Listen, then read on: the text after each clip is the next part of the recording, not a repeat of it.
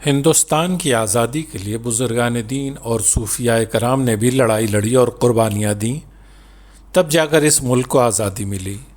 ہمارے عظیم صوفی بزرگوں نے صرف مصلی اور تسبیح تک خود کو محدود نہیں رکھا، بلکہ غلامی کی زنجیروں کو توڑنے کے لیے میدان میں اتر آئے۔ یہ وہ مرد مومن تھے جن کے نزدیک آزادی محض ایک سیاسی جد و جہد نہیں تھی، بلکہ ایمان، غیرت اور دین کا حصہ تھی۔ اس دھرتی پر چشتیہ، نقشبندیہ، قادریہ اور سہروردیہ جیسے عظیم سلسلے اپنے اپنے رنگ میں روشنی پھیلا رہے تھے۔ چشتیہ محبت اور رواداری کا پیغام دیتے، نقشبندیہ دلوں میں شریعت کی پابندی اور سیاسی شعور پیدا کرتے، قادریہ عدل و انصاف کے قیام کے لیے آواز بلند کرتے، اور سہروردیہ معاشرتی اصلاح اور نظام میں اجتماعی پر زور دیتے۔ یہ خانقاہیں محض ذکر و دعا کے مراکز نہ تھیں، بلکہ جبر و ظلم کے خلاف بیداری کے قلعے تھیں۔ 1803 میں جب دہلی پر انگریزوں کا قبضہ ہوا تو شاہ عبدالعزیز محدث دہلوی رحمۃ اللہ علیہ نے اعلان کیا کہ یہ ملک اب دارالحرب ہے اور اس کی آزادی ہر مسلمان کا فرض ہے۔ یہ اعلان ایک چنگاری تھی جس نے صوفیہ کے دلوں میں شعلہ حریت بھڑکا دیا۔ 1857 کی جنگ آزادی آئی تو حضرت حاجی امداد اللہ مہاجر مکی نے میدان سنبھالا۔ ان کے ساتھ ان کے مریدین نے بھی شاملی اور مظفر نگر کی سرزمین پر تلوار اٹھائی۔ اسی زمانے میں مولانا فضل خیر آبادی نے دلی میں انگریزوں کے خلاف فتویٰ جاری کیا، جان ہتھیلی پر رکھ کر آزادی کا نعرہ بلند کیا اور انڈمان کی جیل میں جام شہادت نوش کیا۔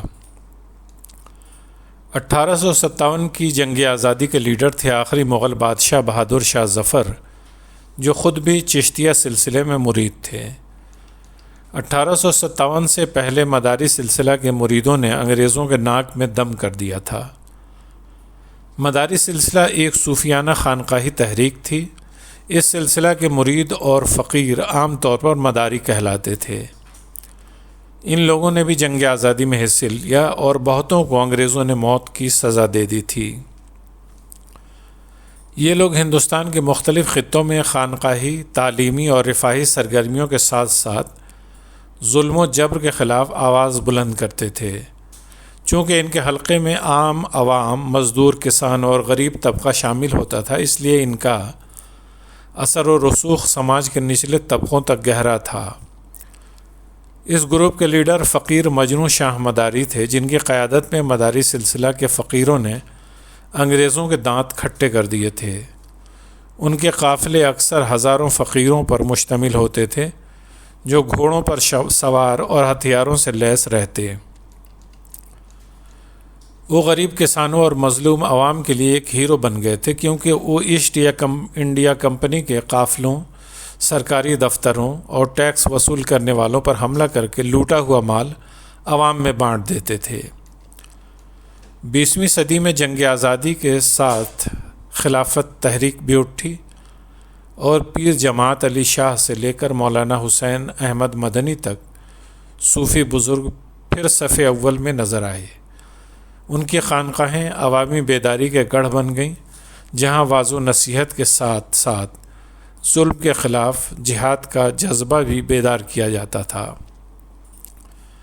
یہ وہ لوگ تھے جنہوں نے اپنے مریدوں کو صرف ذکر کی محفل میں بیٹھنا نہیں سکھایا، بلکہ یہ بھی سکھایا کہ اگر ظلم کے سائے بڑھ جائیں، اگر غلامی کی زنجیریں سخت ہو جائیں تو اٹھو اور حق کا پرچم بلند کرو۔